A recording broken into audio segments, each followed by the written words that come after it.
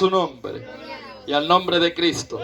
Bueno, mis queridos y amados hermanos en el Señor, la paz del Eterno esté siempre presente en nuestros corazones.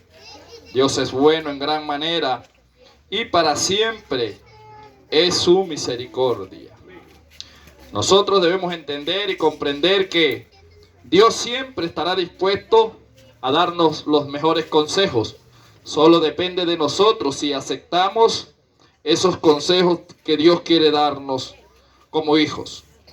Y estamos en este segundo día de hogar, en el hogar de la hermana Yasmín, y Dios siempre ha tenido algo especial con ella y con su familia y con nosotros también.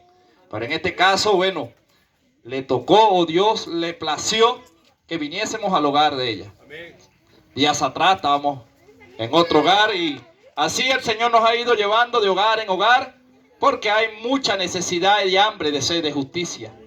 Entonces Dios nos ha enviado con el privilegio de honrar al Señor predicando un evangelio que restaure. Una palabra de aliento, los tiempos son malos, ¿verdad? Y nosotros necesitamos cada día más de Dios. Pero le voy a pedir lo que siempre le he pedido a lo largo de todas estas noches que me ha tocado el privilegio de llevar el mensaje de la palabra del Señor. Y es que estemos prestos al mensaje, que no nos distraigamos y que dejemos las conversaciones para después. Porque cuando se está cantando el himno nacional o cuando se está hablando algo, está hablando un presidente y algo, todo el mundo presta atención. Pero hoy estamos hablando de Dios, el creador de los cielos y la tierra, y a Él se le debe respeto, al Señor, a su palabra. Entonces, usted no está aquí por necesidad, ¿verdad? O por casualidad. Usted está aquí porque a Dios le plació. Mi hermano en Cristo y mi hermano de sangre también dijo una verdad. No lo dice específicamente la Biblia como él lo dijo, pero sí hay versículos que aprueban eso. Y es que nada acontece sin que Dios lo permita. No puede ni una hoja de un árbol caer si Dios no lo permite. Y si usted está aquí es porque así Dios lo permitió. Entonces, bueno, le voy a estar pidiendo que nos estemos ubicando en la carta de los Romanos. Vamos a leer en el capítulo 5. Y allí vamos a hacer hoy una enseñanza. Ya no es predicación como tal, sino una pequeña enseñanza para entender cuál es la analogía del primer hombre y el postrer hombre, Adán y Cristo. O sea, su antigua vida y la vida nueva que tiene usted ahora en Cristo.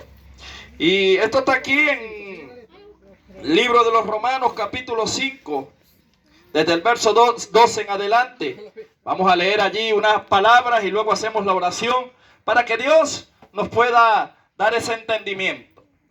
¿Estamos ubicados? Amén. Le pido que nos pongamos en pie para reverenciar la palabra del Señor, ya que va a ser leída, y luego después te toma asiento. Leemos entonces palabra o la bendición del Padre, Hijo y la comunión con el Santo Espíritu de Dios. Amén. Y dice de la manera siguiente la letra. Capítulo 5 de la carta de los Romanos, verso 12. Adán y Cristo. Dice así: por tanto, como el pecado entró en el mundo por un hombre, y por el pecado la muerte, así la muerte pasó a todos los hombres, por cuantos todos pecaron. Pues antes de la ley había pecado en el mundo, pero donde no hay ley no se inculpa de pecado. No obstante, reinó la muerte desde Adán hasta Moisés, aun en los que no pecaron a la manera de la transgresión de Adán, el cual es figura del que había de venir. Pero el don no fue como la transgresión, porque si por la transgresión de aquel uno murieron los muchos, abundaron mucho más para los muchos la gracia y el don de Dios por la gracia de un hombre, Jesucristo. Y por el don no sucede como en el caso de aquel uno que pecó, porque ciertamente el juicio vino a causa de un solo pecado para condenación, pero el don vino a causa de muchas transgresiones para justificación. Pues si por la transgresión de uno solo reinó la muerte, mucho reinará en vida por uno solo, Jesucristo, los que reciben la abundancia de la gracia y el don de la justicia. Así que como por la transgresión de uno vino la condenación a todos los hombres, de la misma manera, por la justicia de uno vino a todos los hombres la justicia de vida. Vamos entonces a hacer una oración. Oh soberano Señor y Padre amado de la gloria, recibe toda honra, toda gloria, toda alabanza en el nombre poderoso de Jesús. Te damos gracias, Señor, en esta hermosa noche por el privilegio que nos permites de escudriñar tu palabra, Señor. Te pido que prepares nuestros corazones, Señor, que añadas, Padre amado de la gloria, todas esas ricas bendiciones que tienes para cada uno de nosotros, Señor. Creemos que vas a tratar con nosotros por medio del mensaje y que vas a permitir que entendamos, Señor, el misterio que está en tu palabra reservado para tus hijos. Nos levantamos y nos rebelamos contra toda fuerza antagónica, fuerza contraria, todo espíritu de distracción, Señor. Todo lo que quiera levantarse en contra de este servicio, lo sujetamos en el nombre poderoso de Jesús. Amén. Ok, bueno, ahora sí puede sentarse la que tiene asiento, el que no se queda paradito por allí, pero le pido que esté un poco atento. Voy a tratar de ser breve. Y lo primero que tenemos que ver es que al sustraer de esta carta de los romanos, podemos ver que me está hablando de dos figuras, me está hablando de una analogía. La analogía quiere decir dos cosas que se comparan para que podamos entender qué fue lo que pasó en el pasado para saber dónde vamos a terminar en el futuro. Y nosotros cuando venimos al mundo, es lo que la gente no se entiende y la gente dice, no, pero es que un ser humano cuando nace, nace sin pecado. Porque ¿qué pecado puede tener un niño que acaba de abrir los ojos? Esto es lo que se pregunta el mundo. El mundo dice, pero ¿cómo es posible que un niño de 1 año ya tenga pecado encima? Es como algo increíble para el que no sabe de qué pecado está hablando la palabra del Señor. Pero la palabra de Dios es infalible y Dios se revela a los hombres por medio de ella para que nosotros podamos entender el pensamiento de Dios, porque la palabra de Dios es la constitución de los cielos acá en la tierra. Acá nosotros cuando transgredimos la ley, hay juicio contra nosotros. Si nosotros quebrantamos las leyes, andamos asustados. Ahora, ¿por qué no nos asustamos cuando quebrantamos la ley de Dios? Porque la ley dice no mientas. Es pecado, pero mentimos a veces, ¿o no mentimos? La ley dice no codicies los bienes ajenos, pero a veces codiciamos lo que no es nuestro, o me equivoco. Y cuando nosotros vemos dónde está ese pecado está en el hombre, pero lo arrastró desde el huerto. Por eso quiero ir al inicio, para poder entrar allí en esa carta, es necesario que primeramente yo entienda el origen del hombre. Cuando Dios creó los cielos y la tierra estaba desordenada y vacía, y vio Dios que la luz era buena y que las tinieblas eran malas, y separó Dios la luz de las tinieblas. Al día lo llamó luz y a las tinieblas lo llamó noche. Una alegoría. Por eso es que cuando hablamos de luz, hablamos de una gente que tiene entendimiento. Y entendimiento tiene que ver como que mi mente está alumbrada. Y Jesús dijo, conoceréis la verdad y la verdad os hará libre. Entonces cuando la palabra me habla de luz, me está hablando del Hijo de Dios. Pero cuando me habla de tiniebla, representa al maligno. ¿Por qué los delincuentes específicamente usan la hora nocturna para delinquir? En lo oculto. ¿Por qué la gente cuando va a dañar a alguien, por qué usa la oscuridad? Porque las tinieblas representan al hijo de perdición. Entonces, para poder entrar allí tenemos que entender que hay dos reinos. Y usted me dirá, pero ¿cómo es eso, hermano predicador? Explíqueme un poco cómo es que pueden haber dos reinos. Sí, hay un reino de luz admirable y hay un mundo de tinieblas. ¿Quiénes son considerados los hijos de Dios? Los de la luz. Porque cuando usted ve que hay una necesidad, ahí está un hijo de Dios. Cuando usted ve allá donde están los presos, ahí usted va a ver a los hijos de Dios predicando y llevando alimentos y ayudando. Pero cuando usted ve a un hijo de tiniebla, usted lo va a ver haciendo lo contrario. Usted lo va a ver allá esperando que llegue alguien para someterlo, para robarlo, para acosarlo.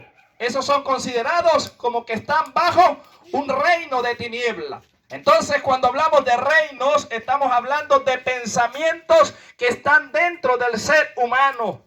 Y es allí donde empieza una batalla y donde uno tiene dos naturalezas. La pecaminosa, que venimos arrastrando desde niños, y una nueva vida en Cristo.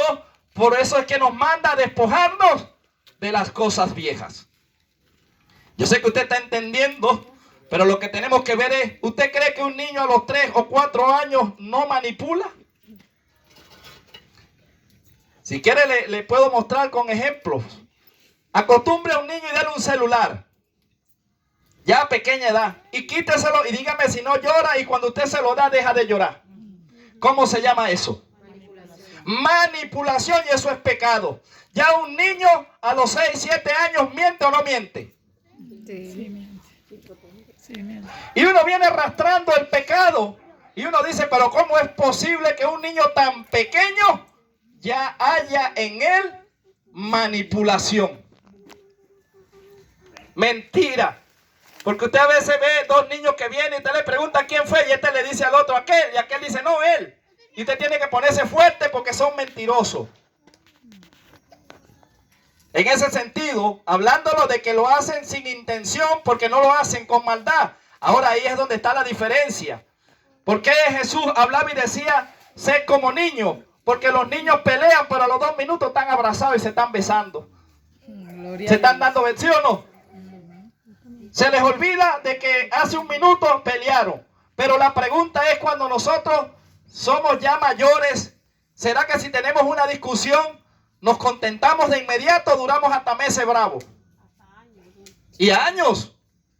Entonces hay que ver que cuando Jesús hablaba decía sean como ellos, porque es verdad, siempre van a haber diferencias. Lo que no debemos permitir nosotros es que en nuestro corazón se reina el mundo de tinieblas, es donde trabaja el odio, el rencor, la rabia. Porque ¿quién puede andar alegre si tiene rabia contra otro? Y vemos allí que en el principio, cuando Dios creó todas las cosas, las creó buenas en gran manera. Pero cuando Dios hace el huerto del Edén, también mete allí a Adán. Y cuando Dios creó a Adán, ¿lo creó con pecado? No lo creó con pecado. Y dice que cayó un sueño profundo y sacó de allí ¿a quién? A su ayuda idónea, a Eva.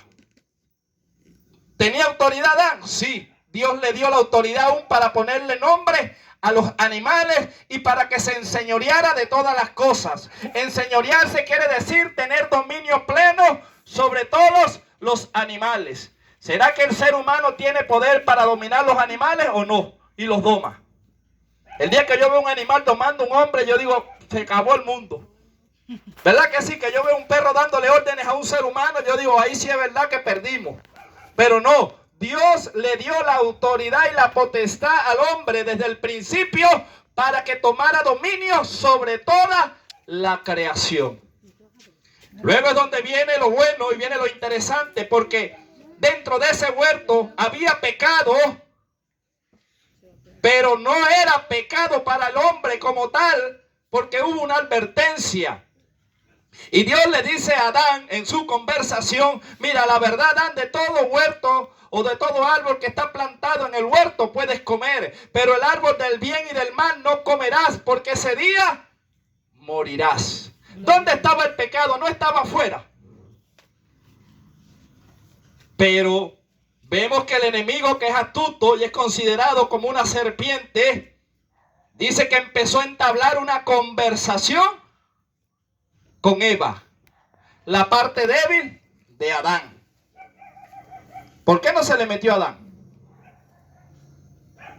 ¿Será que el enemigo no es sutil y no es astuto? Y Jesús nos dijo que los hijos de la tiniebla son más sagaces que los hijos de la luz. Tienen un poder de convencimiento y son así como que arrastran. Y vemos que Adán está allí, sale a sus trabajos, sus quehaceres, y aquella mujer empezó a entablar una conversación con la serpiente. Y aquella serpiente empezó a sacarle información, pues el enemigo le gusta sacar información y le dice con que Dios les ha dicho que no pueden comer de ningún árbol. Y la mujer, como quien dice, dijo lo que no tenía que decir. Dijo, no, de todo árbol podemos comer. Del árbol que no podemos comer es de la ciencia del bien y del mal, porque ese día moriremos. Y el enemigo llegó y le entabló la conversación y le dijo, no, Dios miente. ¿Verdad que el enemigo quiere hacer ver a veces a Dios como mentiroso? No, él miente, sino que sus ojos serán abiertos y serán semejantes a Dios. Gloria a Dios. Y aquella mujer dijo, bueno, yo quiero ser como Dios. ¿Por qué bajaron al enemigo de allá arriba? Porque quería ser como Dios y lo contaminó. Ahora la pregunta que tenemos que hacernos es, cuando usted va a pecar, ¿no viene alguien y lo seduce? En su pensamiento, o quizás a veces el enemigo es tan descarado que usa una persona y viene y lo convida a hacer algo malo. Y si usted cae, ¿tiene consecuencia o no tiene consecuencia? Porque es el mundo de tinieblas que trabaja de esa manera. Cuando yo aprendo a entender cómo el enemigo me va a querer a mí arrastrar y me va a querer seducir para que yo me meta en problemas con Dios y Dios se separe de mí, es cuando viene el ataque. ¿Usted sabe por qué el enemigo no iba a Adán? Porque había presencia de Dios. Mientras usted y yo estamos obedientes a Dios, hay presencia de Dios y el enemigo respeta eso. Pero él desde lejito, cuando uno se descuida, él se va acercando. Y se va acercando. Y Adán estaba pendiente de Dios, pero descuidó a la esposa. Y el enemigo dijo, me le voy a meter, pero por aquí. Y aquella mujer decide comer del árbol y no pasó nada, porque la responsabilidad era sobre Adán en ese momento. Pero Adán, viendo que su esposa, la cual amaba porque fue parte de él, la sacaron de su costilla, decide también y accede a comer. Y en ese mismo momento murieron espiritualmente, empezaron a tener miedo, temor. ¿Por qué hubo temor? Porque había una desobediencia. Ahora, usted no nota que los niños, cuando usted los agarra así que están haciendo algo, que están calladitos y se ponen nerviosos, no es porque han hecho algo. Y usted dice, ¿qué habrás hecho? ¿O no? Cuando usted los ve tranquilitos y no se ponen nerviosos, andan bien. Pero cuando usted los ve así inquietos, usted dice, algo hicieron. Y así fueron aquellas dos creaciones de Dios que se pusieron y dice que se escondieron. Y vino una voz y dijo, Adán, ¿dónde estás tú? Y Adán dijo, tengo miedo y me escondí. Y Dios le dijo, ¿quién te enseñó el miedo? Con que comiste del árbol que te dije que no comieses. Y automáticamente fue expulsado del huerto, porque la Biblia me enseña que el pecado nos separa de Dios. No es que Dios se separa de nosotros nos separamos de Dios cuando pecamos. Gloria a Dios. Por eso tuvo que venir Cristo, para volvernos a acercar a Dios. Por eso es que la Biblia dice que hay un solo mediador entre Dios Padre y sus hijos, Jesucristo, porque tuvo que morir para podernos vestir a nosotros. Ahora dice que Adán y Eva andaban desnudos dentro del huerto. Esto quiere decir inocencia. Había inocencia en ellos, pero después ya hubo un miedo, hubo un temor, y tuvo alguien quien pagar los platos rotos. Dice que Dios mató un animal, ¿verdad? Un cordero, y de allí los vistió. Bueno, así nos viste Dios. Porque delante de Dios estamos desnudos. Quizás los seres humanos no ven lo que hacemos, pero ¿será que Dios no ve lo que hacemos en lo secreto? Amén. ¿Será que Dios no conoce aún nuestros pensamientos? Si codiciamos, si sentimos rencor contra alguien, si nosotros estamos desnudos delante de Dios, pero Dios no nos juzga.